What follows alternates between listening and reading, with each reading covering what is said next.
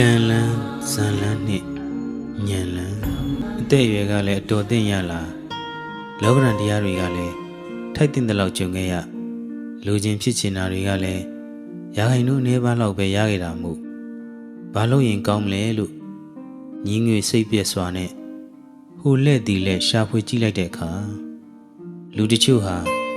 တရားအထုတ်ရင်ကောင်းမလားရဲ့လို့စဉ်းစားမိကြပါတယ်အဲဒီချိန်ကျမှလည်းကိုငါဟာဗုဒ္ဓဘာသာဝင်ဖြစ်စည်ရင်းသွင်းခဲ့တာအမေမွေးကလေးကပါပဲလားလို့လဲနောင်တကြီးစွာရပြစ်ကြပါသေးတယ်။တန်ဝေကညံနေကအသင့်အတင့်ထင်ဟလာခဲ့ပြီကိုဒီတော့ကကိုဗုဒ္ဓဘာသာဝင်ဖြစ်နေခဲ့တာကိုလဲနှစ်ပေါင်းများစွာအမေကြီးမိနေခဲ့ပါလားဆိုတဲ့သတိတရားနဲ့တူခြေမကင်မိလက်မကင်မိလဲဖြစ်တတ်ကြပါသေးတယ်။အမိဝန်းကလွန်မြောက်လူဖြစ်ရှင်သန်မိဘတို့ရဲ့ပြုစုပြောင်းထောင်မှုနဲ့လူလားမြောက်ပညာသင်အိမ်ကျောင်းနဲ့ကျင်လျာပတ်ဝန်းကျင်တွေထဲမှာမြင်သမျှကြားသမျှ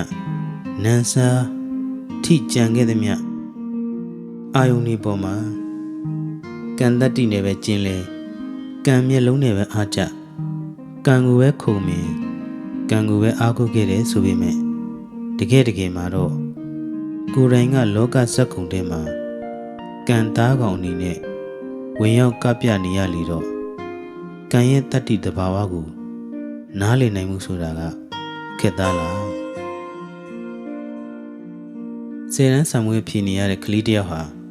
မသိသေးတာတွေသိအောင်ကြိုးစားနေရတာတစ်ဖက်မတင်ခဲ့ရသေးတာတွေကိုတင်ယူနေရတာကတစ်ဖက်တင်မိသားတွေကိုဖတ်မှတ်ကြက်လုပ်နေရတာကတစ်ဖက်စာမွေးအောင်မှုမနာမနေကြိုးစားနေရတာတွေကတစ်ဖက်နဲ့ဆိုတော့ဆယ်တန်းမှာတင်နေရတဲ့စာတွေရဲ့အရာတာကိုနားလည်ခံစားနိုင်ဖို့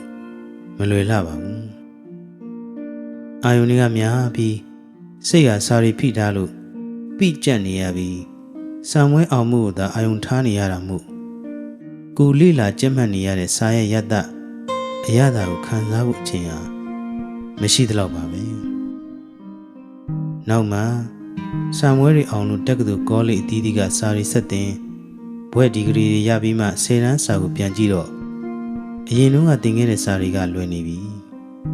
ကိုယ်တိုင်ကလည်းအပြင်လူသဘောမျိုးဖြစ်သွားပြီဆိုတော့စာရဲ့ရတ္တကိုခံစားလို့ရပြီပေါ့ဆယ်တန်းတုန်းကသင်ခဲ့ရတဲ့စာတွေဟာဟိုတစ်ချိန်တုန်းကဘာမှမသိညာမှမသိနဲ့ဇွတ်ကြိတ်မိပြီးကြက်ခဲ့ရအန်ခဲ့ရစာမွေးကန်းနဲ့ရောက်တဲ့အထိမေ့မသွားအောင်အထက်ဖတ်မှတ်ခဲ့ရတာနဲ့ဆိုတော့တင်ညာရဲ့နောက်ွယ်မှာရှိတဲ့ပညာတွေကိုလည်းသတိမပြုနိုင်ခဲ့ဘူးပေါ့ဒီလိုပါပဲကံရဲ့နေပယ်ထဲမှာရေစုံကိုအရှင်ဟုန်နဲ့မျောရင်းလူချင်းဖြစ်ခြင်းနဲ့ငစားကလေးကရှေ့ကမြားခေါ်သွားလေတော့မြစ်ကြောင်းတစ်လျှောက်မမောနိုင်မပန်းနိုင်ကူးခတ်လိုက်ပါသွားနေတဲ့ငါးကြီးလိုဖြစ်ခဲ့ကြတာမဆန်းပါဘူးကံရဲ့နေပယ်ထဲမှာကျင်လည်နေတဲ့အချိန်မှာကံကိုသတိမပြုနိုင်ခဲ့ဘူးပေါ့ရေထဲကငါဟာရေထဲမှာကူးခတ်နေလင်ကစားအထက်အောက်ဘေးဝဲရမှာရေတွေရှိနေမှမသိသလိုမျိုးပါပဲမသိမှုမောဟကြီးရဲ့နေကျေပုံကိုမြင်စေချင်တာပါနောက်တော့ကြောက်ဆောင်နဲ့တိုက်မိတာဖြစ်ဖြစ်ငမြားချင်းနဲ့ညှိသွားလို့ကိုလွတ်လန်းအတွက်အတင်းဆောက်ယွင်းရင်ပဟက်တွေစုပ်ပြတ်ထွက်သွားလို့ပဲဖြစ်ဖြစ်တခုခုပေါ့လေလောကရန်တရားဆိုတဲ့ခပ်ပြင်းပြင်းရိုက်ချက်တခုခုနဲ့တွေ့တဲ့အခါအလန့်တကြားနဲ့မိမိရဲ့စီးမျောခဲ့မှုကိုသတိရဖြစ်ကြပါတယ်ဒီတော့ကဒီတိုင်းနေလို့တော့မဖြစ်ဘူးတခုခုလုံးမှပဲစိတ်အေးငြိမ်းရာတခုခုရှာမှပဲဆိုတော့မှဘာဝနာအလုပ်တခုကိုစလုပ်ဖြစ်ကြပါတယ်ဒါဟာကံလန်းလေးကနေဇန်လန်းဘက်စီကိုဥတေခီးနေလိုက်တာပါပဲစိတ်ငြိမ်းအေးချောင်းဘာဝနာအလုပ်တွေရဲ့မူလအစကတမထပါပဲတမထဆိုတာအာယုန်တစ်ခုတည်းပေါ်မှာစိတ်ကိုတည်အောင်လုပ်တာစိတ်ဟာကံနယ်ပယ်ကြီးထဲမှာမုံမပန်းပန်းနဲ့ကျင်လည်လာခဲ့ရတယ်ဆိုတော့ဟိုကဒီကဟိုနဲ့ပေါက်လို့ပဲစားဖြစ်ခဲ့တာကြားလာပြီပဲဖြစ်နိုင်ရင်တော့ဆက်ကြောက်လာအနှံ့ခြေဆက်နေခြင်းသေးတာလူချင်းဖြစ်ချင်တာတွေကများခဲ့တဲ့မှု ပေါ်ခဲ့တဲ့အာယုန်တွေကလည်းမနှဲလှဘူးကြာတော့လေစိတ်ဟာအာယုန်တွေတစ်ခုပြီးတစ်ခုပေါ်နေတာကိုပဲကြိုက်နေတော့တာကြိုက်ဆွဲခဲ့တော့တာ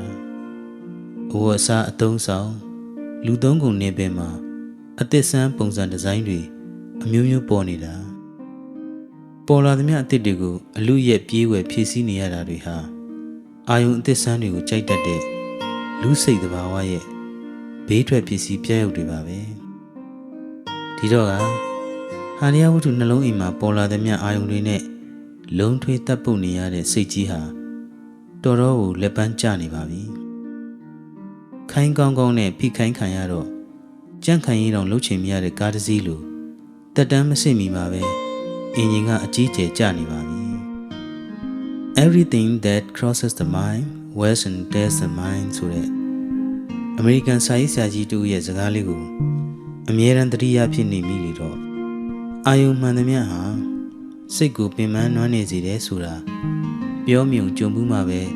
သိကြမှာပဲလေလို့ဆိုချင်ပါတယ်ဒီတော့များခဲ့တဲ့အာယုံတွေကိုနေသွားအောင်နဲ့အာယုံများမှပျော်တတ်တဲ့စိတ်ရဲ့သဘာဝကိုအာယုံတစ်ခုတည်းနဲ့ပျော်တတ်အောင်အစားထိုးလေ့ကျင့်ပေးလိုက်တာဟာသမထပါပဲဟေ့ကောင်စိတ်ကလေးမင်းသိပ်ပင်ပန်းခဲ့ပြီအာယုန်တွေများပြီးမိမိမျောမျောထုံပေးလွင့်ကြွေခဲ့သည်မြမင်းမဲခံရပြီမဟုတ်လားဒီတော့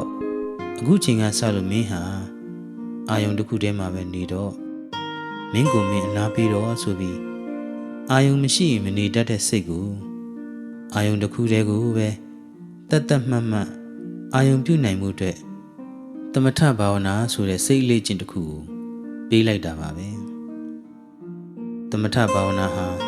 ဇန်လန်းလို့ခေါ်ရင်လည်းရပါရဲ့ဇန်လို့ပြောလိုက်တာနဲ့လူတော်တော်များများဟာမိုးပေါ်မှာပြန်တက်သွားတာကိုတွားပြီးမြင်နေတတ်ကြပါတယ်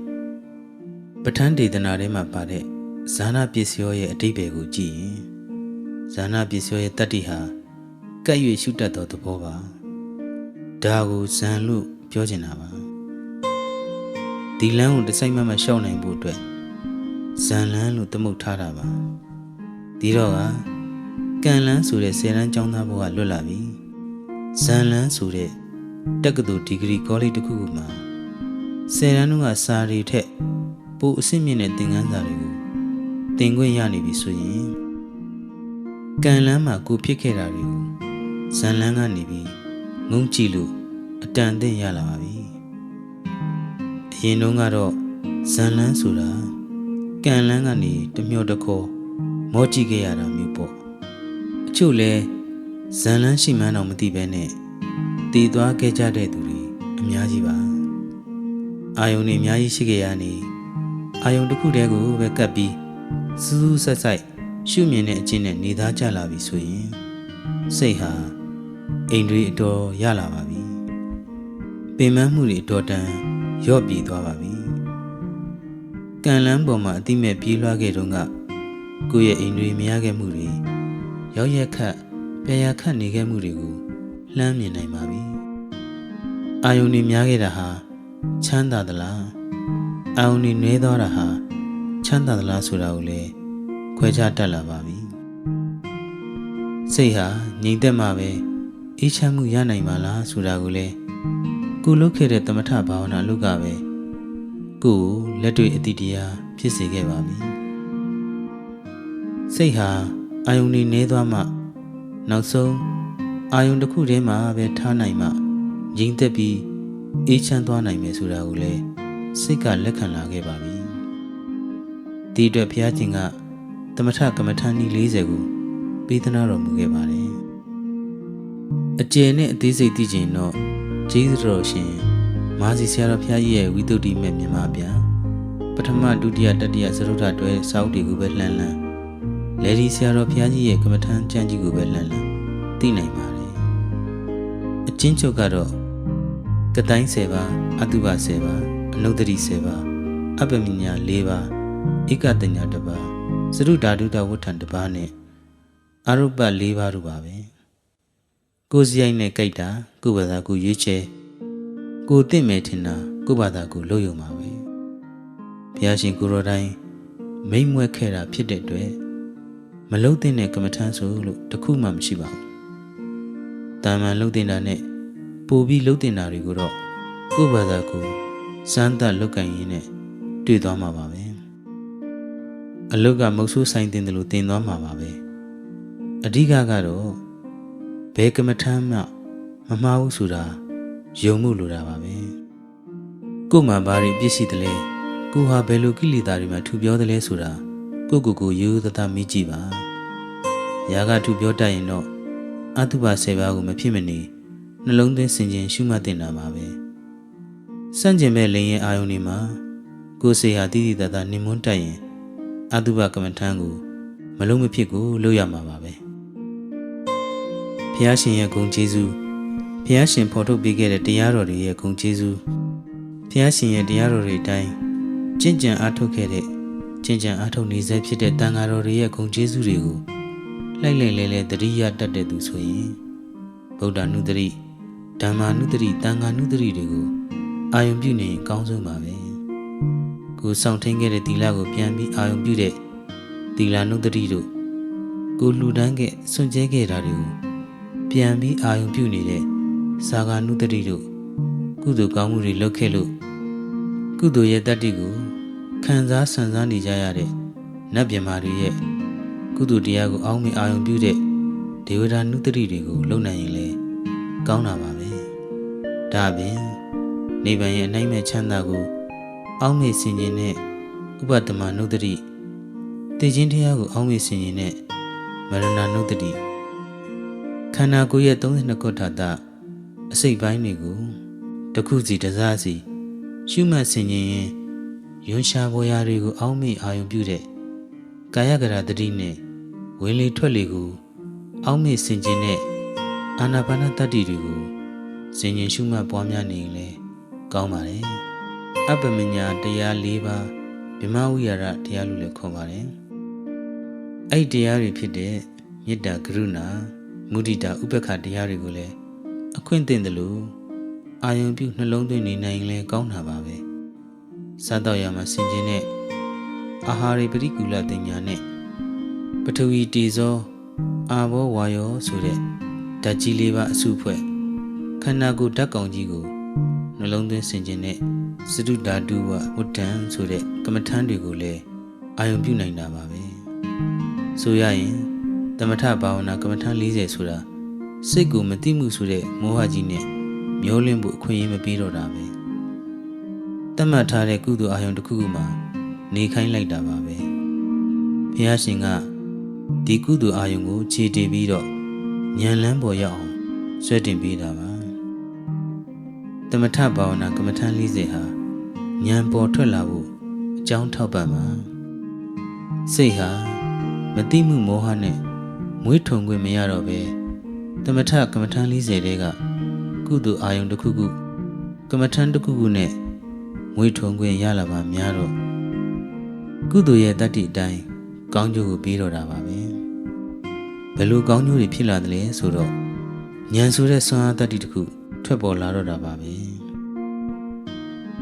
ဇန်လန်းပေါ်မှာရှောက်ခဲ့မိလေတော့စိတ်ဟာတည်ကြည်မှုနဲ့ငြိမ်သက်မှုဆိုတဲ့စွမ်းအားတွေကိုသမထဘာဝနာကနေတဆင့်ရလိုက်တာပါပဲဒီနောက်အဲ့ဒီစွမ်းအားတွေကိုအရင်တည်ပြီးဉာဏ်လန်းမဲ့စီကိုဥတည်လိုက်ပါတော့တယ်ဒါပေမဲ့ဉာဏ်လန်းမဲ့စီဥလှည့်ပြဖို့ဆိုတာကလည်းထင်သလောက်မလွယ်လှပါဘူးဘာဖြစ်လို့လဲဆိုတော့အာယုန်တွေအများကြီးတဲကနေခွဲထွက်ပြီးကုသိုလ်အာယုန်တစ်ခုတည်းကိုပဲ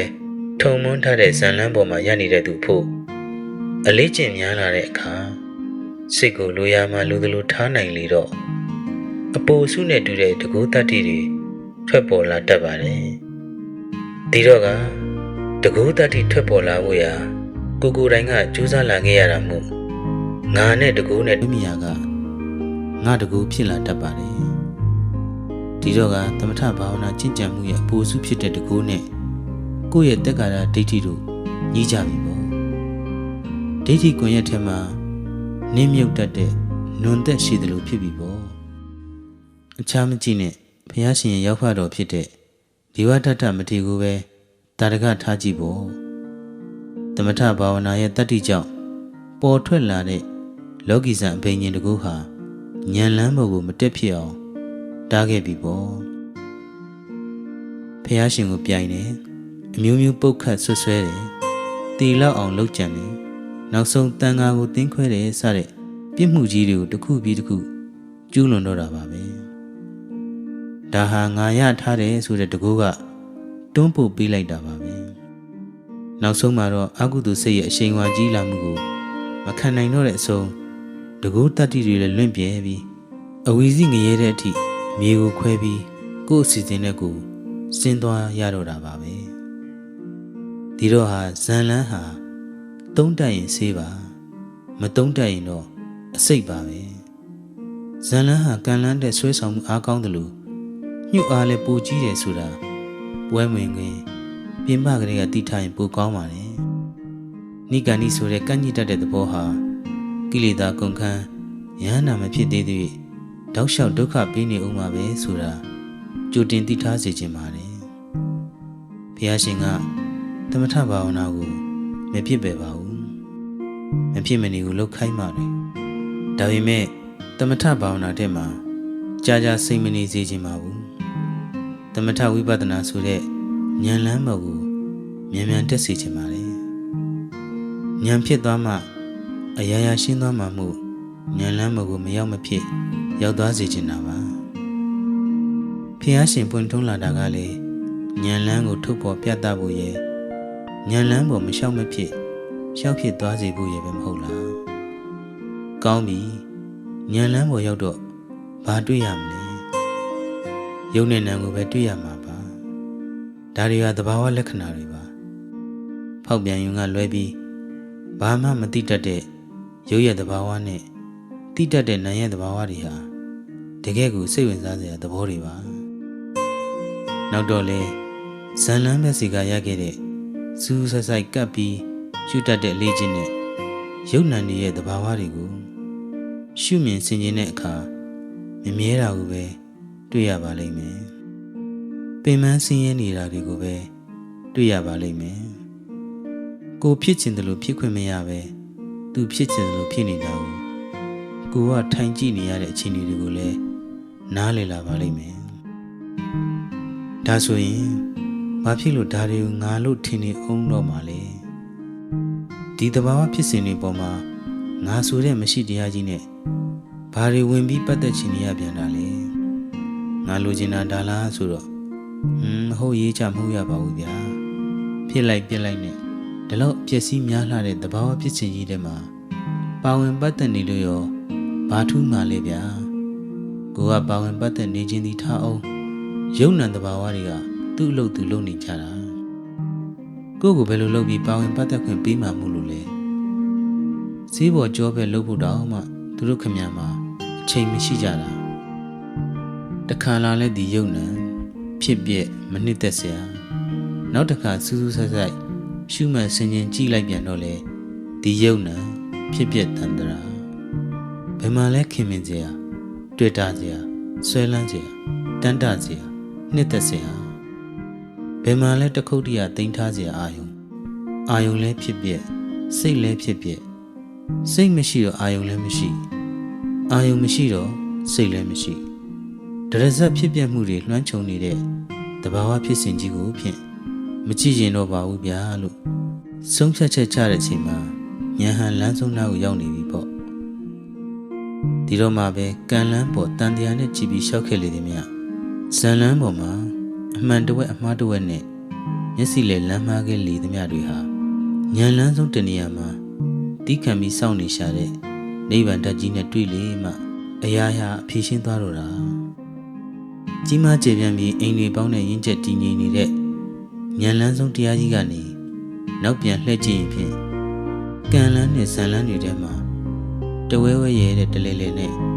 ကိုယ်တိုင်တန်တရားချီတဲ့အချိန်တွေဘယ်လောက်ဖြုံးတီးခဲ့လေသလဲဆိုတာပြန်မြင်လာပါလိမ့်မယ်ကိုစင်းရဲတွင်တွင်တဲ့အတင်းဆင်းကိုင်းခဲ့တာတွေကိုလည်း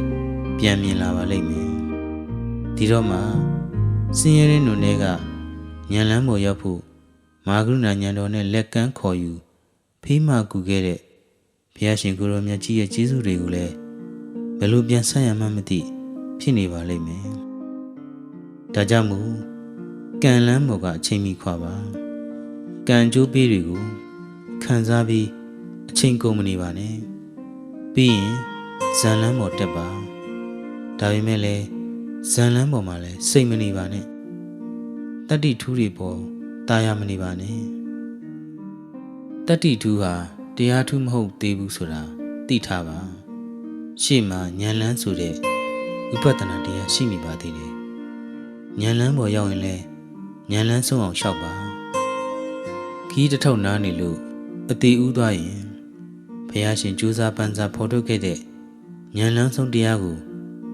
တွေ့ခွင့်မရတော့ပဲဖြစ်နေပါလိမ့်မယ်လမ်းဆုံးအရောက်ခရီးပေါက်တောက်လျှောက်သွားရမည်ဆိုတဲ့အတိုင်းဉာဏ်လန်းဆုံးသို့မရောက်မချင်းခရီးအပြင်နှင်နိုင်ခဲ့ရင်ဖြင့်မရောက်မဖြစ်ရောက်ကြလိမ့်မယ်ဆိုတော့ယုံကြည်စေချင်ပါတယ်